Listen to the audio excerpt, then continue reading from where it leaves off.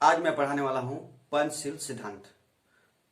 पंचशील सिद्धांत में कभी कभी इतिहास के स्टूडेंट में कंफ्यूजन हो जाती है कि पंचशील सिद्धांत जो है प्राचीन भारत के इतिहास में बौद्ध धर्म के अंतर्गत भी मिलता है, लेकिन आज जो मैं पढ़ाने वाला हूं ये पंचशील सिद्धांत जो भारत के विदेशी नीति के अंतर्गत आने वाला पंचशील सिद्धांत है या समकालीन विश्व के अंतर्गत आने वाला एक टॉपिक है। तो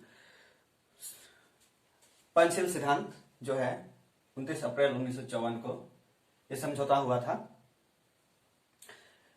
उससे पहले के पीछे के बारे में क्या इतिहास है थोड़ा जान लेते हैं। 1914 में शिमला में एक सम्मेलन हुआ था।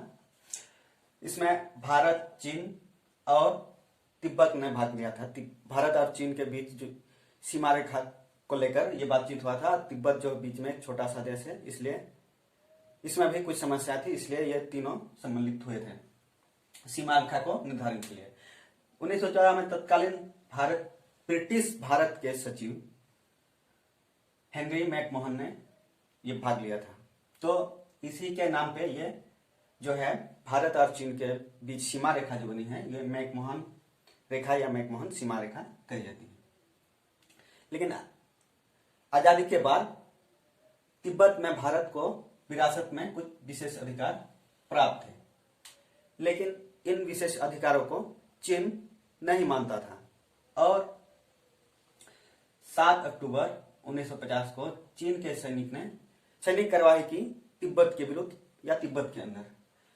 तो तत्कालीन समय में भारत के प्रधानमंत्री पंडित जवाहरलाल नेहरू ने इसका खुला विरोध नहीं किया। ठेस जरूर लगी, लेकिन इसका खुलकर विरोध नहीं किया, क्योंकि शांति बनाए रहे, इसलिए इसका खुला विरोध नहीं किया।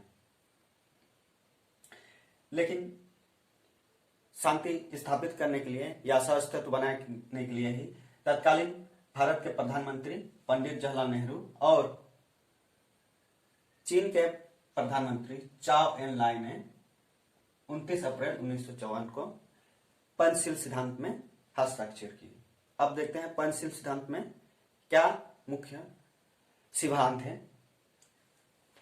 पहला है एक दूसरे के प्रादेशिक अखंडता और संप्रभुता के प्रति सम्मान रखेंगे। मतलब एक दूसरे के प्रादेशिक अखंडता और संप्रभुता के प्रति सम्मान रखेंगे। दूसरा सिद्धांत था कि एक दूसरे के भाग पर आक्रमण नहीं करेंगे, मतलब एक दूसरे के सीमा के अंदर आक्रमण नहीं करेंगे। तीसरा सिद्धांत था एक दूसरे के आंतरिक मामलों में हस्तक्षेप नहीं करेंगे। भारत चीन के आंतरिक मामलों में हस्तक्षेप नहीं करेगा और चीन से भी यह अपेक्षा की गई थी कि वो भारत के अंदर हस्तक्षेप नहीं करेगा।